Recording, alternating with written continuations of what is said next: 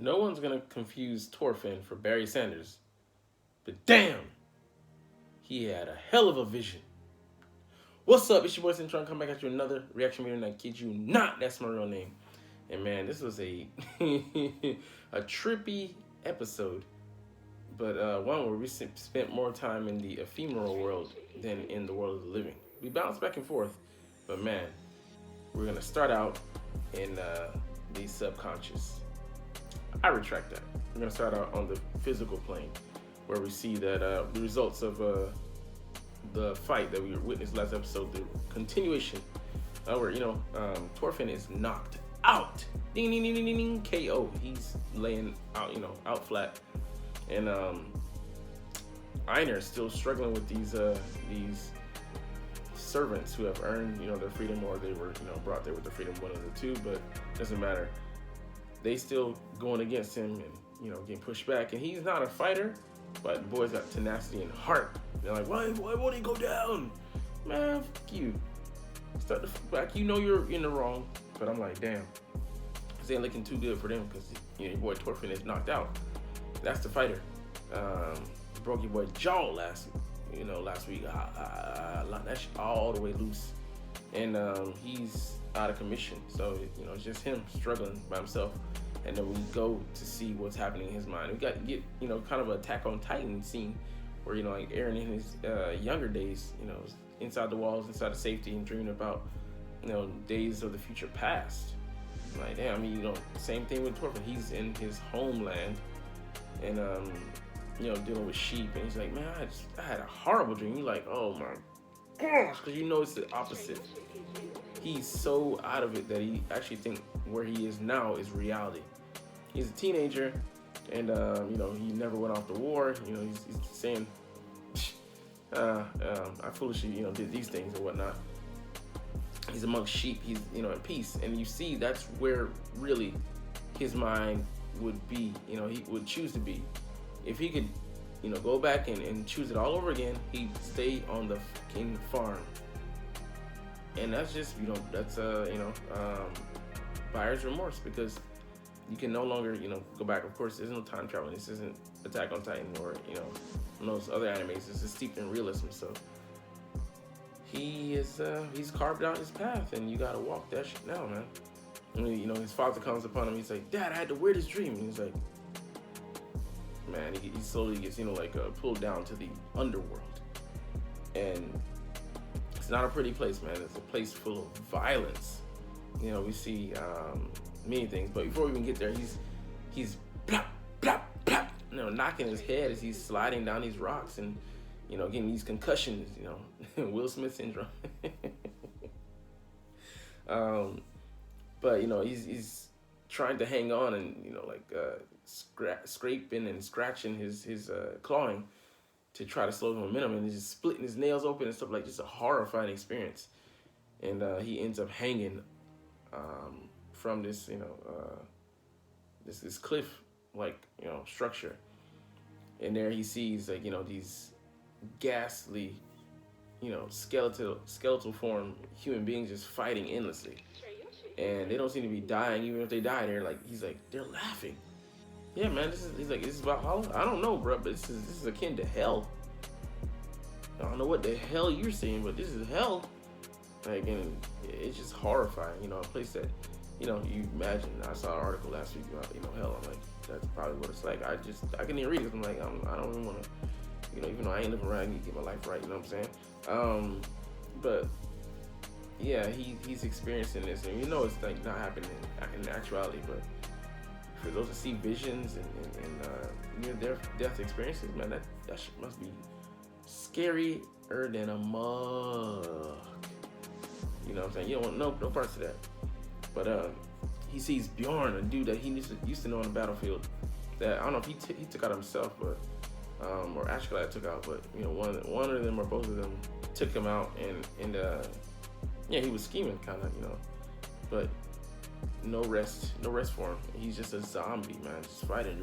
He looks up, he recognizes Thorfinn, but he's just too far gone. He's just endlessly fighting on the battlefield there, and blood is they're literally in that pool of blood,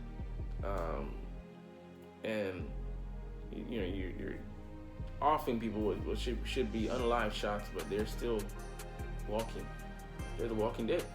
Not to plug another show, but another great show. But yeah, it's amazing. Like all this stuff craziness is happening, and then he hears somebody, sees somebody that he recognizes, Ashgalad. So I mean, you know, we see a lot from him, but he's someone that he has unresolved issues with, and this is of course a machination of his mind, so it's not real, but he's getting some form of closure that he never got. You know, with him, you know, they never fought a final battle, and he gave him some parting words, but you know, he wasn't in the place, you know, or headspace to take that then. And yeah, it's interesting. He's like, well, why am I here? And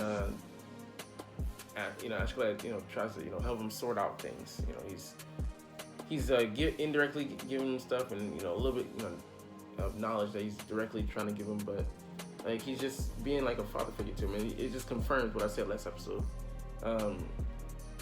He really saw him as a, you know, as a son. You know, Ashgalad saw Thorfinn, even if his methods were, you know, crazy or whatever.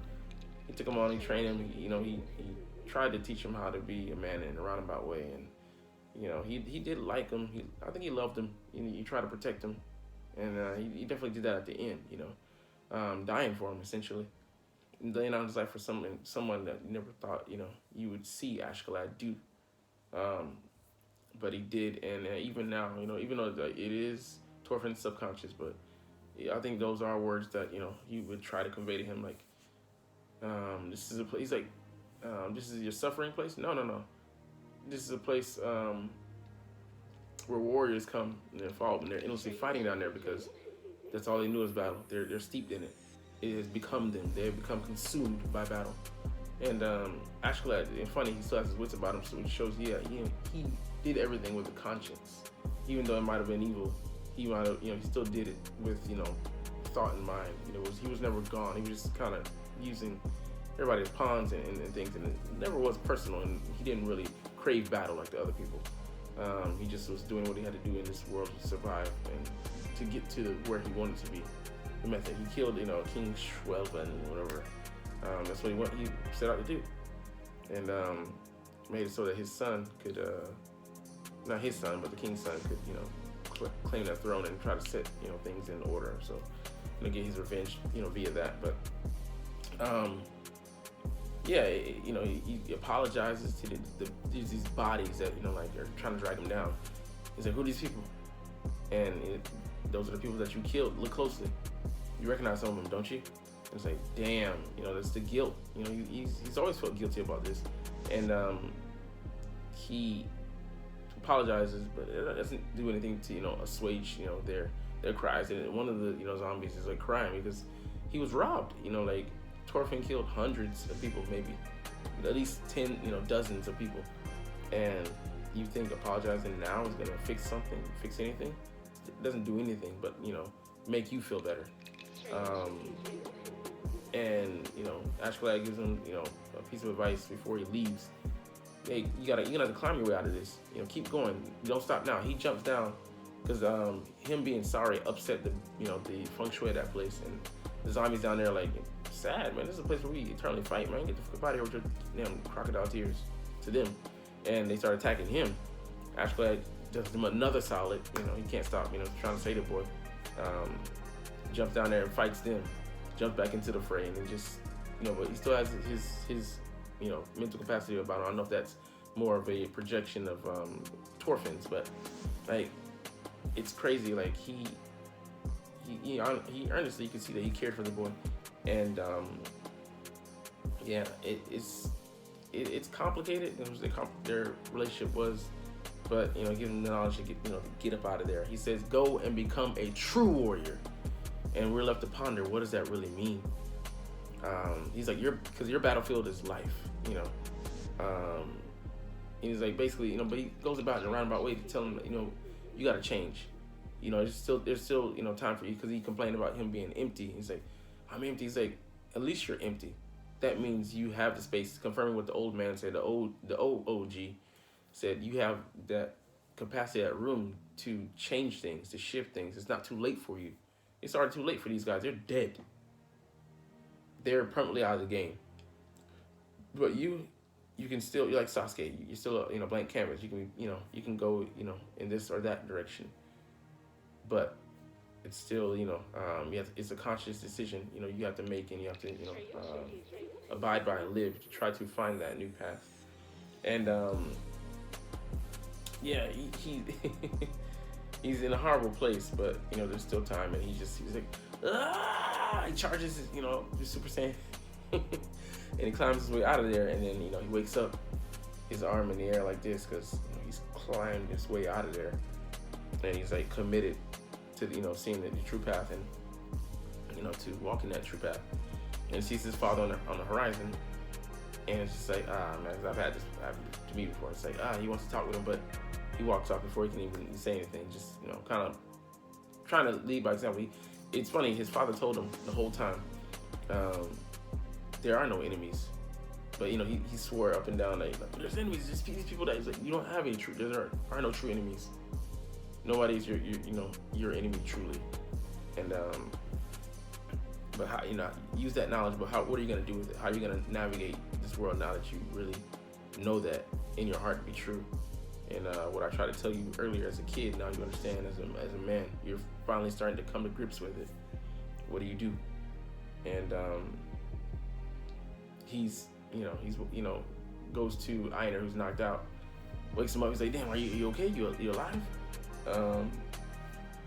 And he wakes him up, and Einar saying, oh man, what happened? We won. And he's all confused, and then walking back, Einar's hurt. He's more hurt than he is because he fought longer and whatnot. Took more of the damage, took on more guys, and they walked off. They were like, it's not worth it. God, I'm slave. You gotta pay for this. And it is what it is. We'll see. But yeah, it ain't looking too good. Einar admits that. He's like, man, we were in some deep shit. We lost the harvest. We're probably gonna be punished for this. And we're hurt, so I mean, like, it's just that compromises our ability to work, put our bodies to use moving forward, and it's just like, yeah, it ain't looking good. And Thorfinn, they stop, and Thorfinn he's in tears, man. He just tells Einar, honestly, man, I've unalived so many people with these two hands. I've done so much damage, but I want to be reborn. I want a chance of redemption. I need to atone for all the shit I've done. I need to start today. I need to start now for the low price of $9.99. Got playing. But he's like, I want to be a better man. I don't. He's like, I swear I'll violence from now on. From today, I'm like, bro, this is Vinland Saga. Ain't no way you can be a fucking monk and operate in this world. You're like, all life is precious. You ain't Morgan, and you try that Morgan, you're gonna suffer the same fate, Morgan. But I'm like, just how is that gonna be possible in this world that we live in? Come on now, G. Let's be real. But I'm like, interesting, at the very least. And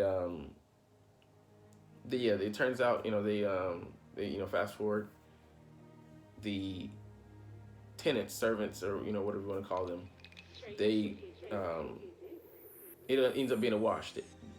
They found out what they did, but they're like, how about we just call it a draw, call it even, everybody walks away.